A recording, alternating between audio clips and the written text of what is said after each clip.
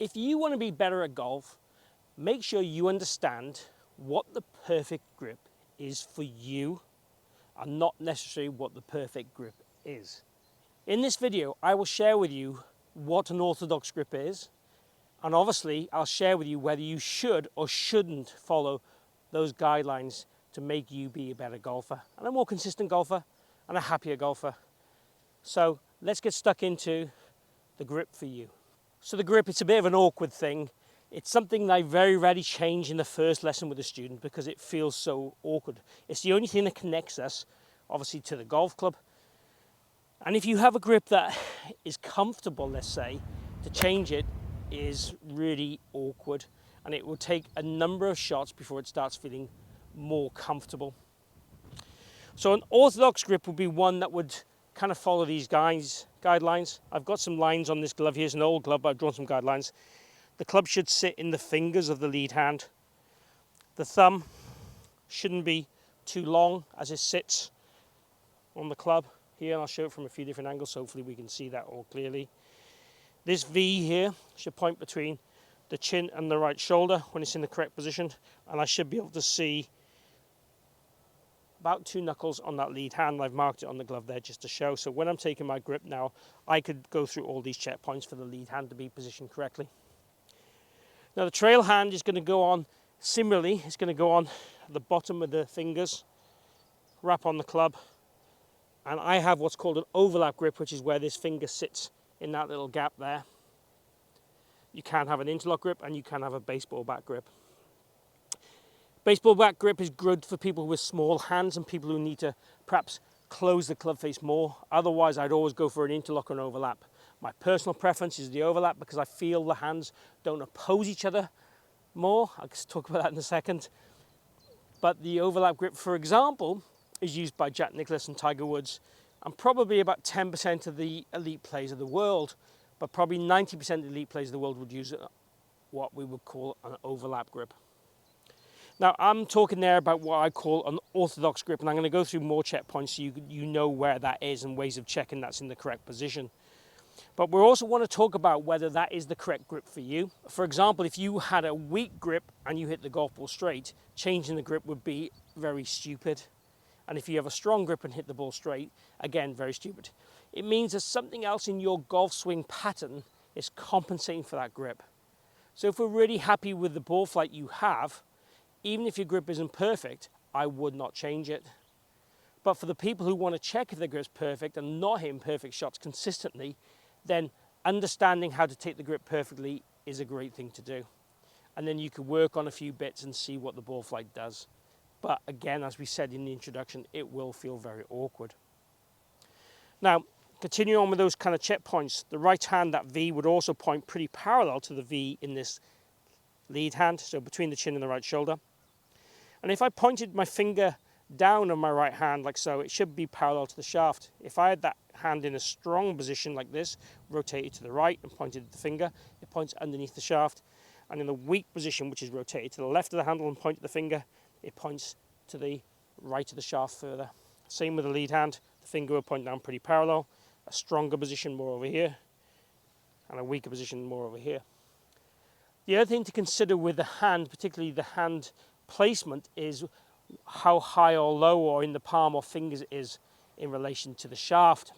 Now with the lead hand, quite often a lot of golfers will place it too much here, and you'll see there I'm missing that zone I've drawn there on that club. I'll just get this close to my face because of that camera. So if it's very much in the palm of the hand like that, what we'll tend to see basically is an arm that will bend and collapse during the swing. You'll lose power, you'll struggle to be able to load these wrists correctly, or cock these wrists correctly as we would call them. Some people call that hinge. It's actually called cocking or setting the wrists. But if the grip isn't in the fingers, you'll struggle to do that. So drawing the lines on the club, just like I've done there, is a way of you practicing that. But the other way of getting the correct process to do that correctly is kind of what I call the over the shoulder. Grip it in the fingers, bring it down, and then it sits into that zone and the thumb goes on. You will see Adam Scott take his grip with the club kind of off to an angle like this. That again helps you get it in the fingers. And you will see various other tour pros hold the club in the air. Again, when the club is held in the air vertically, it's much easier to get what we call a shorter thumb, so the thumb doesn't travel as far down the club. We talked earlier very briefly about opposing hands. Now, we want the hands to feel like they're pushing into each other for sure, but when you grip it sometimes in an interlock position, it's very hard, very easy for the hands to come apart from each other and be less opposing or pushing into each other than with an overlap grip. That's my personal opinion. I tend to find with students with an overlap grip, if they get one hand strong, both hands go strong, whereas with an interlock grip, you can have one hand, lead hand say weak and the right hand strong, and both hands really aren't that connected to the club that well.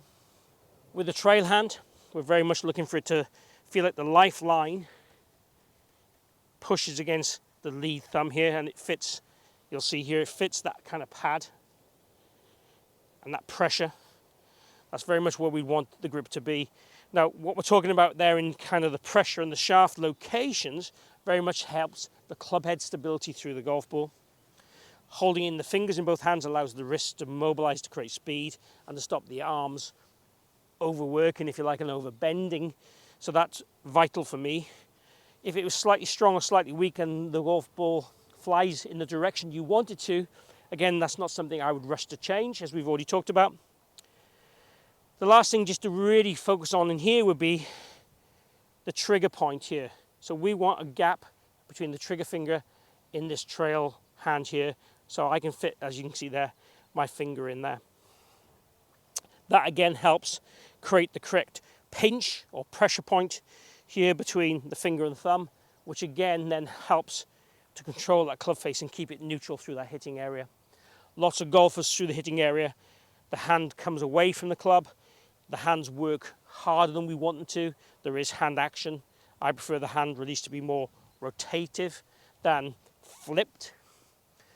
Some golfers might need to flip it to hit the ball straight and successfully, and that's how they'll feel more powerful. And again, I have no huge issues in that as long as we're getting the outcome we want. Golf coaching should very much be about what in the outcome we're trying to change, and then do the changes we're trying to make sense to move that golf ball and outcome towards where we want it to. And it's certainly not a game of perfect, as Bob Rotella said. It is not. It's all about trying to find matches and mismatches that add up to give us outcomes that we desire.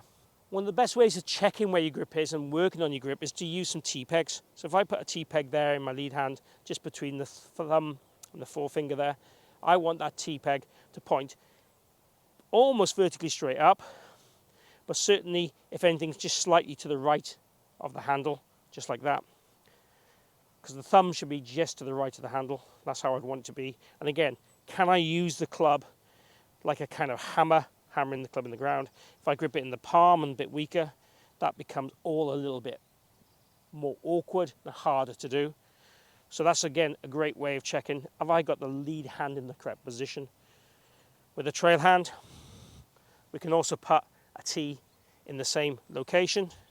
And again, at address, these tees should be pretty close to parallel to each other. Obviously, as we get the trail hand on, it tends to push this tee peg over a little bit, but both tee pegs would want to be pretty much up in the air. For most slicers of this world, if they were slightly to the right of the handle and pointing to the right over here, I certainly wouldn't have an issue. But if you're a slicer and your grip is in a weak position or a palmy position, that is definitely the first thing I would look to change. It's a simple change in terms of how much you're trying to move, and it's a static change before you start swinging, but it will feel awkward, as we've already said, because the hands are the only thing you connect yourself to the club. If you have a strong grip, one thing you can do is preset the club face open, then take your grip, then rotate the club back to where it should be. That'll make the grip move and rotate around the handle, but it will feel like you're taking your normal incorrect grip. And vice versa, if you have a weak grip, take your grip as normal, but close the club face before you take the grip, and then set that club in the correct position. That rotates the hands to the right. But again, as far as you're concerned, as you're holding the club here, you're holding it completely in your normal state.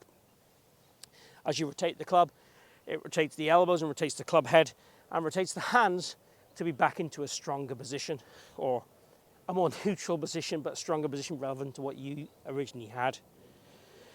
Now, if you've got a neutral grip, what we'd be looking for then at the top of the swing is a flat wrist. That shows then an orthodox kind of pattern. If you have a strong grip, you should have a slightly cupped wrist at the top, and a weak grip, a flatter or more bowed wrist at the top. Again, if you have a grip position and not a matching top of the swing position, that's where you're changing that club face relationship in the backswing.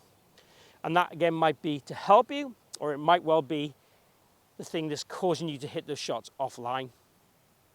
So very much check out your pattern, the grip you should be using, and making sure, for me, the priorities is, can we make sure it's in the fingers, whether it's strong or weak. So try and have a routine. I quite like this one, up in the air, in the fingers, right hand on, right hand pushing the thumb. Get into your golf swing position.